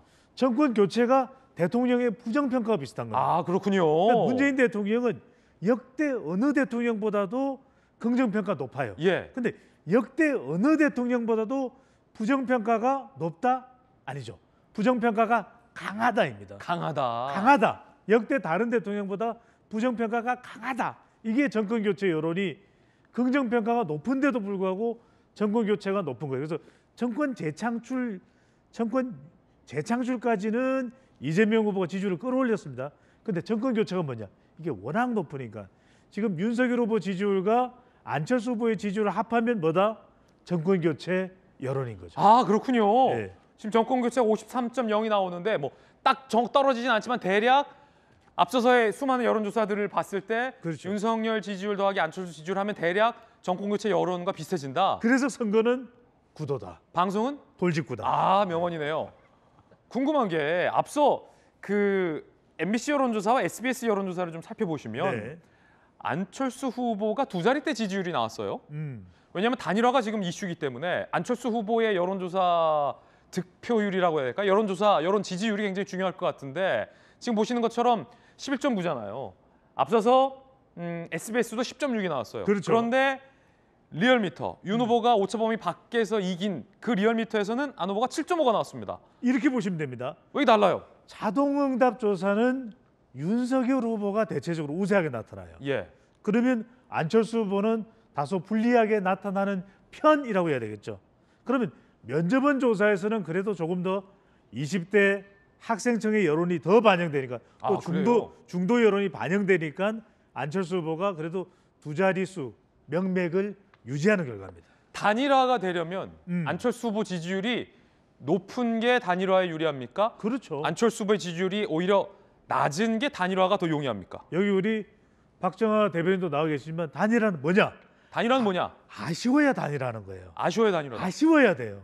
그러면 윤석열 후보도 조금 부족하고 안철수 후보도 이대로는 안 될 것 같고 이래야 단일화가 되는 거죠. 예. 그런데 윤석열 후보가 오차 범위 내라도 앞서가면은 3자 필승론 안철수 후보가 있어도 내가 이길 것 같은데 이런 이야기가 국민의힘 내에서 나오는 거죠. 또 현실성 법칙 누구냐? 우리 박정아 대변인 아닙니다. 이준석 국민의힘 대표 안 된다. 단일화만큼은 안 된다. 손사래 발사래를 다치는 거죠. 이렇게 되면은 워낙 단일화에 대해서 거부감이 있으니까 하기가 어려운 현실의 벽에 부딪히는 거죠. 자, 그러면 배현철 소장님, 이제 대선 29일 앞으로 다가왔고 여론조사 공표 금지 기간도 있지 않습니까? 그렇죠. 대선에 임박하면. 자, 그러면 이재명 후보든 윤석열 후보든 당선 가능성이 높으려면 각각 어느 선을 돌파해야 한다고 보십니까? 일단 어느 선에 도달해야 된다가 아니라 시급히 어느 선을 도달하는 것이 두 후보에게 유리하다. 당선 가능성 높일 수 있다고 보십니까? 평균적으로 45%는 돌파해야죠. 45가 예. 안전선이다. 그러니까 안철수 후보까지 완주하게 되면 이번 당선은 46, 47, 48선에서 결정이 될 거예요. 여기 정도 득표를 하면은 당선이 되기 때문에 이재명 후보는 어쨌거나 간에 40대, 50대, 특히 50대를 더 확보하기 위한 전력 투구를 해야 되는 거고 윤석열 후보는 30대를 어떻게든 더 확보하려는 전력 투구를 해야 되는 것이거든요. 그런데 우리가 흔히들 이야기할 때 샤이 진보냐, 샤이 보수가 있느냐. 그러니까 자동응답 조사는 웬만큼 샤이 보수도 다 나왔다. 면접원 조사는 대체적으로 샤이가 없을 정도로 나왔는데 무응답이 있긴 합니다. 그런데 면접원 조사는 윤석열 후보에게 유리하지도 또 이재명 후보에게 아주 유리하지도 않으니까 이 면접원 조사를 보면 샤이가 있다 없다 꼭 이렇게 이야기하기 힘들기 때문에 전력 투구를 지금 이재명 후보는 50대, 윤석열 후보는 30대, 특히 제일 중요한 것은 30대, 40대, 50대 가정주부층을 막판 공략해야 되는 거죠. 아니, 가정주부를 이렇게 강조하신 이유가 있습니까? 왜냐하면 아직까지 토론이 남아있는데 토론에 영향받을 이 유권자층이 누구냐? 중간지대 아직 표심 결정 못했습니다. 여성입니다. 남성보다는. 왜? 이익에 따라서 막판 표심을 결정하기 때문에. 그렇군요. 가정주부층은 누구냐? 코로나도 영향받습니다. 부동산도 영향받습니다. 자녀인 청년 세대까지 영향을 받기 때문에 막판까지 고심에 고심을 거듭하면서 어떤 영향 또 받는다? 예. 배우자 리스크까지 절대적 영향을 받는 것은 30대, 40대, 50대 누구? 가정주부다. 예. M녀 중에 이어서 오늘은 또 가정주부의 어떤 중요성. 네. 우리 가정에서 늘 고생하고 있지 않습니까? 우리 최고죠. 가정주부님들. 네. 이번 대선에서 중요하다라는 네. 말씀 들어봤습니다. 앞서서 배 수장님 분석 주셨지만 SBS와 MBC 여론조사 결과는 이재명, 윤석열 후보가 5차 범위 내에 우열을 가리기 힘든 접전이다라고 말씀드릴 수 있다는 점 다시 한번 말씀드리겠습니다. 이번 대선 때 확진자들이 투표를 할 수 있을지 말지도 확진자 수가 워낙 늘어나기 때문에 변수입니다. 그런데 여당의 의원이 확진자 관리를 잘해서 여당 후보 찍도록 이라고 발언해서 논란이 되고 있습니다. 이야기 들어보시죠. 확진자의 경우에 투표하는 게 불가능합니까? 안전하게 참정권 행사할 수 있는 방법에 대해서 검토 중에 있는 상황입니다. 그거는 뭐 우리 야당 의원님들 확진자가 늘어나서 그분들이 다 정부 탓할 것 같은데 투표 못하면 야당 표가 줄어들 것 같아 걱정을 하시는 것 같아요. 확진자 관리 잘 하시고 빨리 치료해서 오히려 여당 후보 찍도록 좀 안정적 관리를 좀 해주시기 바랍니다. 확진자들이 여당 후보를 찍을 수 있도록 관리해달라 이런 말을 했어요. 여당 후보를 찍도록 해달라고 했어요. 이것은 명백히 선거법 위반이고요. 결국 여당의 김성주 의원 확진자 관리 잘해서 여당 후보 찍도록 하라라는 정경 청장의 발언한 거 사과했습니다. 코로나 방역이 선거에 미친 영향이 없어야 한다는 취지 중 발언 중 나온 말이다. 오해 살 만한 여당 야당 비유적 표현한 것은 유감이다. 양해해달라라고 사과를 했습니다. 배종찬 소장님, 네. 부적절한 언급이었다라고 본인도 인정을 했는데 네. 확진자가 투표를 못하면 아까 김성주 의원 논리대로라면 야당에게 유리하다라는 취지로 얘기를 했잖아요. 확진자가 투표할 수 있도록 해서 여당 후보에게 찍을 수 있도록 관리를 잘 해달라라는 취지였는데 확진자가 투표를 하고 못하고의 유무가 여야의 유불리가 있습니까? 그런 거 없을 것 같은데. 없다. 없죠. 왜냐하면 지금 주로 확진자가 많이 발생하는 것이 젊은 세대, 청년 세대. 그런데 20대에서 윤석열 후보가 앞서가는 추세입니다. 추세만 말씀드립니다. 그리고 주로 이 백신을 많이 접종한 40대, 50대는 이재명 후보를 지지하는 추세거든요. 그렇기 때문에 확진이 안 돼 있는 연령대에서는 투표를 할 것이고 그렇다면 주로 이제 이재명 후보를 지지하는 쪽이고 또 이걸 알 수가 없습니다. 왜냐하면 누구를 지지할지 우리가 확진자의 정치 성향을 알 수가 있겠습니까? 모르는데 이걸 보고서 뭐 여당 후보에게 또는 야당 후보에게 이야기를 한다면 오히려 뭐 없는 불씨도 새롭게 만들어내는 것이기 때문에 오히려 역풍이 일어날 수 있죠. 뭐야? 그런 이야기를 해? 그러면 우리 지금 지지층 결집할 거야. 이렇게 되기 때문에 오히려 이익보다는 자기 진영 쪽에 불이익이 간다고 봐야 되겠죠. 자, 이재명 기자, 민주당 김성주 의원이 사과하긴 했습니다만 그리고 정경 천장이 얘기할 때도 약간 본인도 좀 웃음기를 섞어가면서 여당 의원을 찢도록 확진자 관리 잘하라라고 발언했어요. 그럼에도 불구하고 부적절하죠. 매우 부적절하죠. 가뜩이나 지금 야당이 총리, 법무부 장관, 행안부 장관 등 선거를 관리하는 장관들이 다 민주당 출신이기 때문에 중립내각 구성을 요구하고 있는 그런 상황이죠. 거기다가 뭐 선관위도 좀 민주당 편향이 아니냐 이런 지적이 나오고 있는 상황에서 질병관리청장을 불러놓고 여당 후보를 찍도록 뭐 잘 관리해달라 말 자체가 좀 뭐 전혀 말이 안 되기 때문에 본인도 사과했다 싶은데 제가 아까 전에도 해명의 진실성, 진정성이 했는데 전 해명이 더 문제인 것 같습니다. 해명을 하면 이렇게 해명을 합니다. 코로나 방역이 선거에 영향이 없도록 해달라는 취지였다.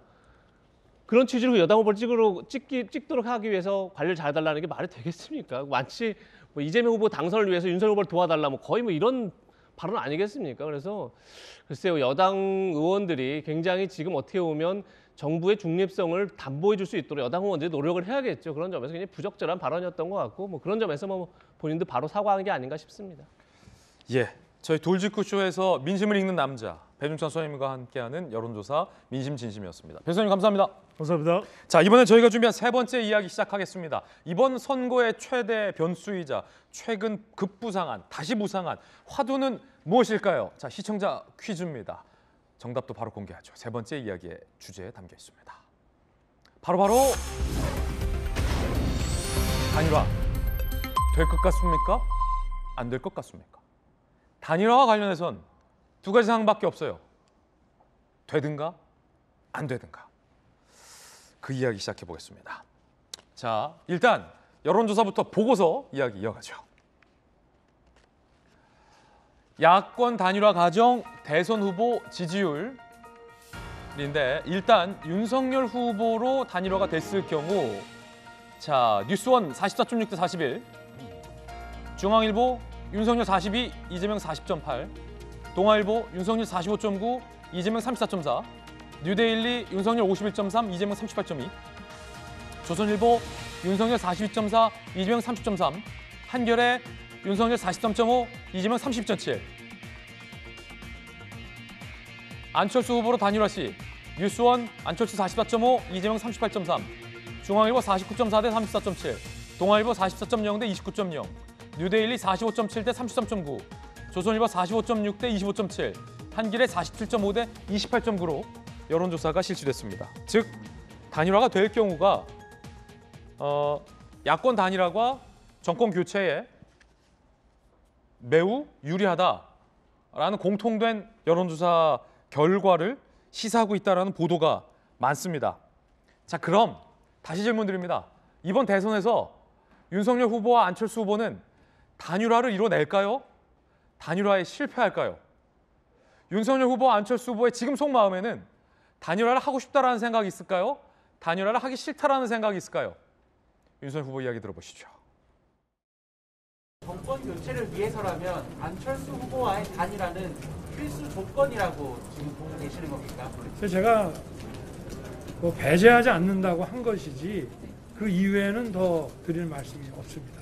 좀 조용히 하더라도 조용히 이루어져야 된다 이런 취지로 이해를 했고 저도 동의합니다. 어쨌든 가능성이 열려 있다고 보면 물론이죠. 자, 윤석열 후보자도 권영세 본부장도 단일화의 가능성은 열려 있다라고 얘기합니다. 자, 단일화가 될지 안 될지는 아직 모르겠습니다만 적어도 윤석열, 권영세 두 사람의 발언 속에서는 단일화에 대한 마음이 어느 정도 있어 보입니다. 속마음과 관련해서 안철수 후보의 마음은 어떨까요? 이야기 들어보시죠. 어제는 또 아니라고 그랬다가 오늘은 또 뭐 된다고 그랬다가 그리고 또 이런 문제는 공개적으로 말한다는 자체가 저는 진정성이 없다고 생각합니다. 진정성이 없다라고 얘기했지만 말을 곰곰이 씹어보면 진짜 단일화할 거면 비공식으로 제의를 하라, 협상 제의를 하라라는 의미로 받아들여져서 안철수 후보의 속마음에서도 단일화를 배제한 것 같지만은 않다라는 보도가 많습니다.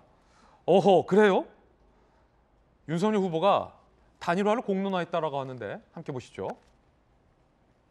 안 후보와의 단일화 배제하지 않는다. 바깥에 공개하고 진행할 게 아니라 안 후보와 나 사이에서 전격적으로 결정한 사안이다. 라고 얘기를 했다라는 거야. 참모들에게 과거 단일화 사례 관련 보고받고 단일화 문제는 나에게 맡겨달라. 오늘 앞서 신문 읽어준 남자의 한 보도에서 실무적으로 뭐 룰 따지고 좀 째째하게 뭐 여론조사면 몇 이렇게 할 게 아니라 후보자가 만나서 여론조사 없이 단판에 단일화는 성사해야 한다라는 윤석열 후보 측의 이야기도 기사화된 것 소개해드린 바 있는데 박정하 실장님. 자, 박정하 실장의 속마음 속에서는 단일화는 필수입니까? 아니면 단일화는 해도 그만 안 해도 그만입니까? 저는 뭐 개인적으로 지금 상황에서 가는 걸로 보면은 단일화가 앞서서 우리가 이제 배종돈 소장하고 지지율 추이 봤잖아요. 지지율 추이로만 보면은 굳이 단일화가 뭐 필요할까라는 개인적인 생각은 갖고 있습니다. 그러나 야권을 지지하는 많은 국민들이 이번 대선 왜 해요? 대선에서 이겨서 정권 교체하고자 하는 거잖아요. 그러면 안정적으로 이겨야 되는 거잖아요. 윤석열 후보 그 전에 얘기했던 것처럼 정권 교체를 하기 위해서라면 그 누구라도 뜻을 같이 하는 누구라도 같이 할 수 있다는 얘기를 했고 좀 전에 저희가 봤던 것처럼 나한테 맡겨달라라고 한 거는 저는 뭐 열려 있다고 생각을 합니다. 열려 있다고 생각을 하고 충분히 열려 있고 아까 말씀드린 것처럼 저는 뭐 굳이라고 생각을 하지만 이런 열망이 있다면 국민들의 열망이 있다면 해야 된다고 생각을 하는데 저는 결과적으로 그래서 안철수 후보의 결단에 모든 거에 단일화는 달려 있다라고 생각을 합니다. 그러니까 윤석열 후보 같은 경우는 아까 얘기한 것처럼 이런 거 저런 거 구차스럽게 하지 않고 결심한다면 할 수 있다라는 입장으로 이해를 한다면 저는 안철수 후보가 지금이라도 그럼 본인이 얘기했던 것처럼 정권 교체를 위해서 대선 승리를 위해서 야권의 대선 승리를 위해서 본인이 결심한다면 저는 단일화는 언제라도 갑작스럽게 생길 수 있다라고 생각을 합니다. 오늘 경향신문 제목이 재밌어요. 밑에 보도 드리고 있는데 저희가 구르기 시작했다. 뭐 단일화 바퀴. 구르기 시작했다. 단일화 바퀴. 그러니까 주어를 뒤로 일부러 뺐잖아요. 경향신문 제목에서. 구르기 시작했다. 뭐가 굴러? 단일화 바퀴. 김광선 변호사님, 선거 여러 번 출마하셨잖아요. 그 얘기를 왜 해요? 아니 단일화 여쭤보려고. 네. 그 여론조사 방식 없이 단일화를 얘기했단 말이에요. 앞서 서울시장 재보궐 때는 여론조사했어요. 룰 협상 과정에서 안철수 후보 측하고 오세훈 후보 측이 얼마나 많은 협상을 겪었습니까? 그럼에도 불구하고 두 후보가 대승적으로 협상에 합의를 해서 난관을 딛고 일어서서 단일화해서 선거를 이겼잖아요. 그런데 여론조사를 안 하고 통 크게 단일화를 후보가 만나서 담판하라면 뭔가 오고 가는 게 있어야 될 거 아닙니까? 원희룡 본부장은 앞서서 뭐 공동정부 얘기도 꺼냈잖아요. 근데 외형적으로 볼 때는 단일화가 불가능할 것 같다는 생각이 들어요. 그냥 보면. 왜냐하면 워낙 안철수 후보가 계속적으로 나는 정권 교체를 해서 내가 승리할 것이라고 계속 얘기를 하고 있단 말이에요. 그러면 그냥 상식적으로 생각하면 안철수 후보가 뭐 단일화에 하려고 하겠어? 그런 생각을 하는데 네. 근데 정치는 생물이고 그렇지 않다는 거예요. 그래서 지금 아까 윤석열 후보도 뭐 어떤 룰을 협상을 한다랄지 그런 게 아니고 단판으로 해야 한다 이 말 자체는 이미 국민의힘 내부에서는 만약에 단일화를 한다면 어떻게 할 것인가에 대한 논의가 이미 오고 간 걸 전제로 얘기한 거예요. 단일화 바퀴가 이미 굴러가고 있다? 그렇죠. 그렇죠. 그래서 그냥 언뜻 듣기에는 뭐 그럴 가능성이 있네 그 정도가 아니고 적어도 국민의힘 내부에서는 구체적으로 이미 논의가 시작이 됐다 이렇게 보고 그다음에 이제 안철수 후보도 우리가 생각할 때는 뭐 이전에 철수 엄청 했는데 이번에 철수하면 자기 정치 생명이 굉장히 유태로워질 거야 이렇게 생각할 수 있잖아요. 그래서 철수 안 할 거야 이렇게 생각하지만 또 안철수 후보의 좀 태도가 달라졌어요. 아니 단일화 얘기를 저렇게 공개적으로 하는 법이 어디 있냐. 그럼 비공개적으로 얘기하면 한번 해보겠다는 취지의 얘기고 그다음에 안철수 후보의 측근들도 뭐 본인은 완주 의지가 강하지만 또 경우에 따라서는 뭐 단일화 될 수도 있다 이런 얘기를 하고 있단 말이에요. 그러면 결과적으로 양쪽의 깊은 생각은 외부는 표현하지 않고 있지만 단일화를 충분히 생각하고 있다. 근데 중요한 것은요. 이제 단일화 과정이 굉장히 어렵잖아요. 왜냐하면 서로 자기가 후보가 돼서 본선에 출마하고 싶어 한단 말이에요. 그렇기 때문에 이제 삿바 싸움이 되는 건데 이전에 어떤 단일화 자체는 그런 식으로 했잖아요. 뭐 여론조사, 경선, 거기다가 뭐 그냥 협상이 되면 지분을 어떻게 보장할 것인가. 근데 이런 부분이 되기 때문에 굉장히 지루하면서도 이건 정치 공학이다 그런 비판을 많이 받았어요. 근데 지금 시간이 얼마 남지 않았어요. 또 이런 식으로 단일화를 하면 사실은 굉장히 안철수 후보나 윤석열 후보가 굉장히 리스크를 감수할 수밖에 없거든요. 단판으로 해야 된다. 그래서 결과적으로 만약 단일화가 된다면 단판으로 갈 것이다. 최근에 뭐 디지털 정부 총리 뭐 그런 얘기 나오고 있잖아요. 이것은 구체적으로 뭔가를 생각하고 있기 때문에 제가 볼 때는 아마 물밑으로는 이미 시작이 됐다 이렇게 보고 상수는 아니죠. 왜냐하면 윤석열 후보가 지금 오차 범위 내긴 하지만 그렇게 지지도가 내려가고 있지 않기 때문에 상수는 아니지만 결국 단일화해서 이긴다는 여론조사가 너무나 많이 나오기 때문에 윤석열 후보 측에서는 반드시 단일화를 하고 싶어 할 거예요. 단판으로 가야 된다. 단일화는 단판으로 가야 한다. 전재수 의원님, 민주당에서 문재인 대통령이 안철수 후보와의 단일화를 이뤄낸 노하우가 있고 민주당의 박원순 고 시장이 안철수 후보와의 단판으로 서울시장 단일화를 이뤄낸 또 노하우가 있잖아요. 안철수 후보와 단일화를 단판으로 이뤄내려면 어떻게 해야 됩니까? 제가 해본 것이 아니라. 그렇죠. 전재수가 해본 건 아니라. 예. 근데 제가 볼 때는 단일화가 될 것 같습니다. 그래요? 예. 왜 그러냐면은 이제 선거가 가까워질수록 이게 변수를 줄이려고 하거든요. 그런 측면에서 보면 이제 윤석열 후보든 이재명 후보든 가지고 있는 변수를 최대한 줄여나가는 아마 거기에 집중할 가능성이 많기 때문에 저는 특히 윤석열 후보하고 안철수 후보 또는 이재명 후보하고 안철수 후보도 아직 꺼진 불씨는 아닙니다. 근데 근데 제가 보기에는 네. 윤석열 후보와 단일화가 되든 이재명 후보와 단일화가 되든 지지율이 한쪽으로 확 쏠릴 가능성은 별로 없을 것 같아요. 그렇군요. 왜냐하면 윤석열 후보에게 그 실망했던 분들이 안철수 후보에게 잠깐 갔다가 최대 17%, 15%까지 지지율이 올라갔다가 지금은 또 이제 한 자리 숫자의 지지율 여론조사가 많이 나오거든요. 그러면은 이게 이재명 후보와 윤석열 후보와 이재명 후보에게 실망한 사람들이 이제 안철수 후보를 지지할 가능성이 많은데 이게 단일화가 됐다 그래가지고 안철수 후보를 지지하는 모든 사람들이 윤석열 후보에게로 그렇죠. 또는 이재명 후보에게로 다 갈 가능성이 별로 100% 없습니다. 흡수되지 않으니까. 그렇습니다. 그렇기 때문에 이게 단일화 한다 그래서 한쪽으로 확 쏠리고 이런 결과는 안 나타날 것 같고 다만 또 그런 것도 있죠. 안철수 후보가 이게 철수를 많이 했지 않습니까? 이 단일화 21세기 들어서 가장 많이 했습니다. 선거 때. 그렇기 때문에 이 국민들이 받는 이게 또 철수냐 이런 이제 실망감도 좀 반영이 되기 때문에 제가 볼 때는 이번 선거에서 단일화 이슈가 뭐 정치공학적으로는 관심을 끌 수 있을지는 모르겠지만 선거 결과에는 크게 영향을 미칠 만한 요소는 아니지 않을까 이렇게 예상을 해봅니다. 안철수 후보와 심상정 후보자 이야기도 들어보겠습니다. 정파와 노선은 달라도 우리가 같은 곳을 보고 있다면 그 꿈은 우리 모두의 꿈입니다. 노무현의 꿈이었고 우리 모두의 희망인 그런 나라. 저 안철수가 반드시 만들어 가겠습니다. 아무리 실패하고 좌절하지 않고 대의를 위해 미래를 위해 끊임없이 도전했던 바보 노무현의 길을 저 안철수는 기억하겠습니다. 국민연금의 보장성을 강화하고 기초연금은 40만 원 인상하겠습니다. 특수지적연금을 국민연금 방식으로 통합하겠습니다. 기초연금, 국민연금, 퇴직연금을 종합한 다층연금 체계를 구축하겠습니다. 자, 이번엔 저희가 준비한 네 번째 이야기 시작하겠습니다. 주제 공개합니다.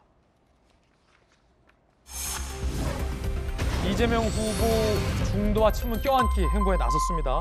전국 시도당 위원장들에게 역사 퇴행을 막아야 한다라고 촉구했습니다. 그 발언 들어보시죠. 어려운 여건이긴 하지만 최선을 다해서 0.몇 % 정도의 박빙의 차이를 우리의 노력으로 반드시 극복하고 역사의 퇴행을 막으면서 우리가 전진할 수 있도록 만들겠다. 반드시 승리하도록 하겠습니다. 자, 이재명 후보는 이 30% 중반대의 지지율 박스권에 갇혔다라는 조간신문들의 표현이 등장하는 그 한계치를 벗어나려고 사활을 걸었다라는 앞서 한 보도도 있었습니다. 제목이 있었는데 외연 확장에 애쓰고 있습니다. 함께 보시죠. 그제 김종인 전 선대위원장 만났죠. 대통령 리더십에 조언을 구했다. 그리고 이상돈 전 의원을 만나서 통합정부 구상을 설명했다. 오늘 윤여준 전 장관과도 만나서 무언가 대화를 나눌 예정이다. 자, 전재수 의원님, 김종인, 이상돈, 윤여준 굉장히 광폭입니다. 자, 이 행보 어떤 의미가 있습니까? 그러니까 최근에 이재명 후보께서 이제 통합정부, 국민내각 이야기를 많이 했습니다. 그러니까 박정희 대통령께서 했던 정책 중에 좋은 것, 출처를 따지지 않고 국민들의 삶에 도움이 된다면, 나라의 발전에 도움이 된다면 출처를 따지지 않고 박정희 대통령의 공약이든 또는 뭐 박근혜 대통령의 공약이든 간에 다 취하겠다는 겁니다. 그리고 이것이 정부를 구성하고 국가를 경영하는 데 있어서 특정 진영의 사람들 또는 어떤 진영을 대표하는 사람들만 말하자면 정부에 참여시켜서 특정 정부를 구성하는 사람들이 특정 사람으로 구성되는 것을 탈피하겠다라고 이야기하는 측면에서 국민내각과 통합정부 말씀을 계속해서 해나가고 있는데 사실은 오늘날 우리가 맞닥뜨리고 있는 여러 가지 위기의 본질을 본다면 이제는 진영 간 대결을 통해 가지고 정부를 구성을 하고 정부를 운영한다면 우리가 맞닥뜨리고 있는 이 위기를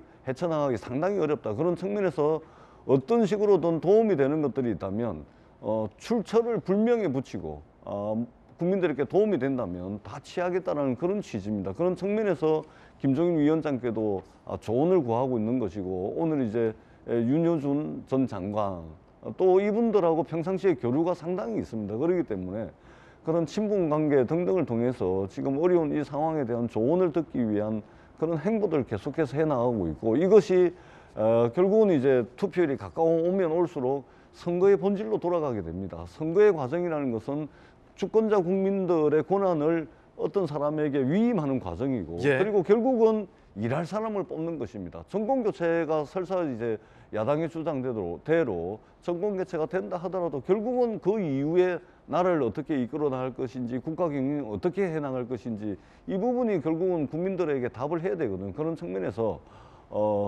결국은 선거의 본질은 일할 사람이다. 그렇다면 일 잘할 사람을 뽑는 것이 선거의 본질이라고 봤을 때, 통합정부와 또 국민내각을 국민들께 선보임으로써, 그리고 그것들을 대표하는 여러 이제 분들을 만나면서 조언을 구하는 그런 이제 과정으로 봐주시면 되겠습니다. 광폭행보다. 예.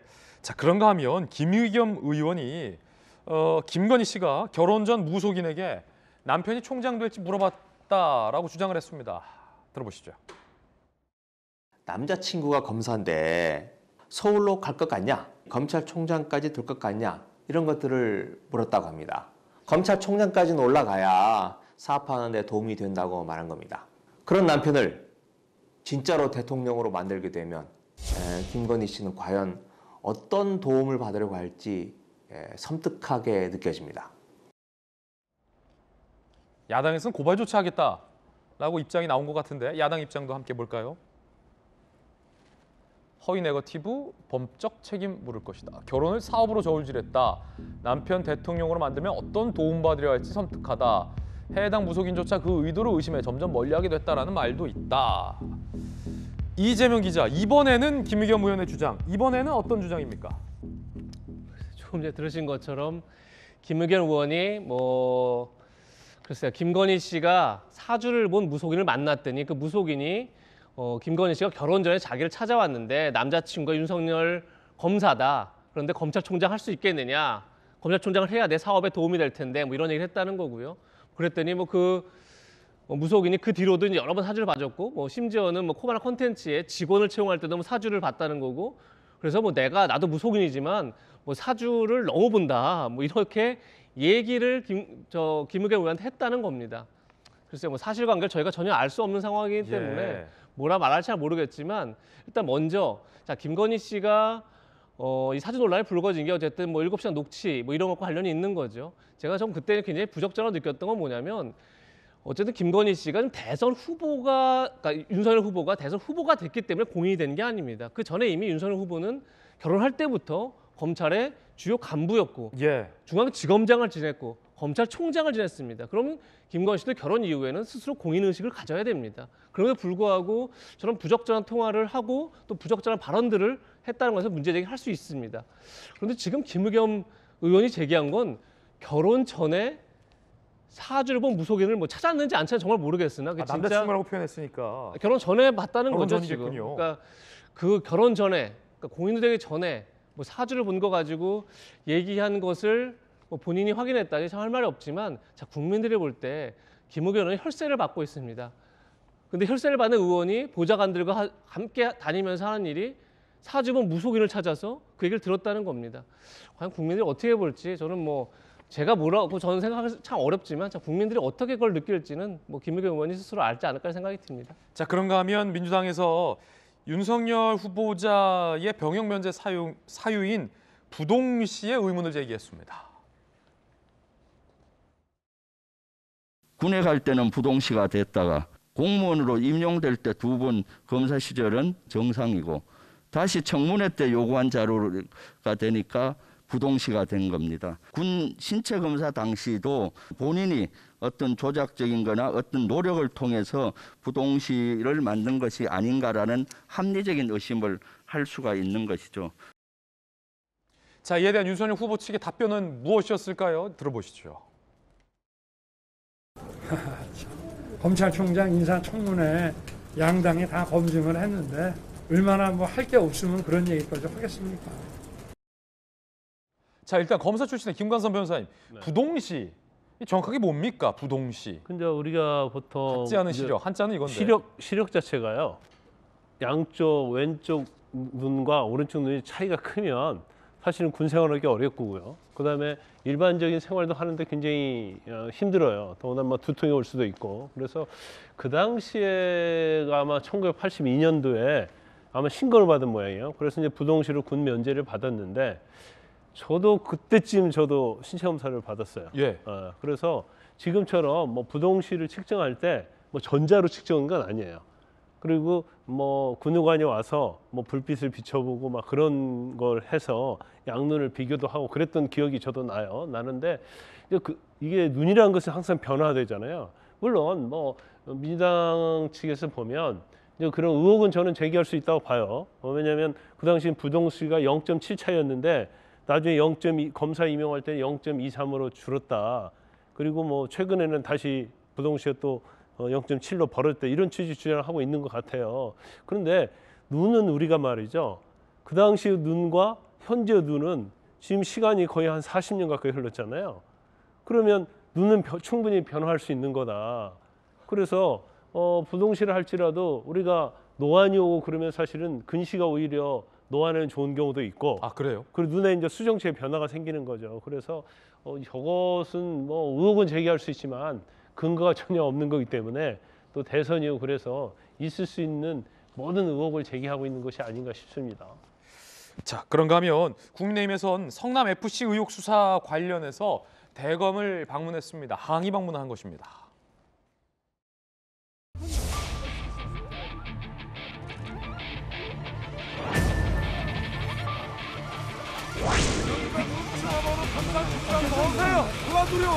열심히 수사하겠다는 사람 경련은 못하면 왜 방해를 해요? 왜 방해를? 성남시는 대기업의 인허가를 빌미로 성남FC의 후원금을 강요했거나 뇌물로 받았다고 보는 것이 우리의 상식입니다. 정경유착의 냄새가 온 나라에 진동하고 있습니다.